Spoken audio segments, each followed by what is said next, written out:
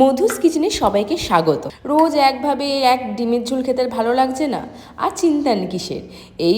এইভাবে একবার ডিম ভাপা বানিয়ে ফেলুন, দেখবেন আপনাদের খুব ভালো লাগবে। প্রথমে একটা স্টিলের টিফিন বক্সের মধ্যে কিছুটা সর্ষের তেল ভালো করে মাখিয়ে নিয়েছি। আমি এখানে 3টে ডিম ব্যবহার করেছি, আপনি যত ইচ্ছে ডিম ব্যবহার করতে পারেন। ডিমগুলোর মধ্যে নুন, হলুদ, লঙ্কার গুঁড়ো দিয়ে ভালো করে মিশিয়ে নেওয়ার পর টিফিন বক্সে ঢেলে তারপর ওটাকে ভাপাতে দিয়েছি। অন্যদিকে কড়াইয়ে সামান্য তেল দিয়ে পেঁয়াজ কুচি, রসুন, টমেটো এবং শুকনো লঙ্কা এবং গোটা গরম মশলা দিয়ে কিছুক্ষণ সটে করে নিয়ে ঠান্ডা করে মিক্সিং জারের মধ্যে আদা দিয়ে একটা মিশ্রণ বানিয়ে নিয়েছিলাম। ডিমটা ভাপা হয়ে গেলে তুলে ঠান্ডা জলের মধ্যে রেখে এইভাবে কিউব করে কেটে নিতে হবে পনিরের মতন। আবারও সেম কড়াই কিছুটা তেল দিয়ে তেজপাতা, গোটা গোলমরিচ, জিরে এবং কালো জিরে দিয়ে নিয়েছিলাম। তার মধ্যে ওই পেঁয়াজ রসুনের করা মিশ্রণটি দিয়ে দিয়েছিলাম। তার সাথে দিয়েছিলাম হলুদ গুঁড়ো, জিরে গুঁড়ো, ধনে গুঁড়ো, লঙ্কার গুঁড়ো ও সামান্য নুন।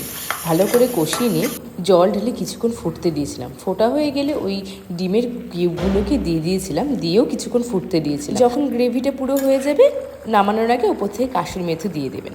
ব্যাস, আপনাদের রেডি হয়ে গেল ডিম ভাপা। আবার আপনারা এটাও বলতে পারেন আমিষ পনির। বাড়িতে এই রেসিপিটা ট্রাই করতে কিন্তু ভুলবেন না, আশা করি আপনাদের খুব ভালো লাগবে। এটা গরম গরম ভাত, রুটি, পরোটার সাথে কিন্তু দুর্দান্ত লাগে। আবার দেখা হবে নেক্সট কোনো ভিডিওতে। টাটা।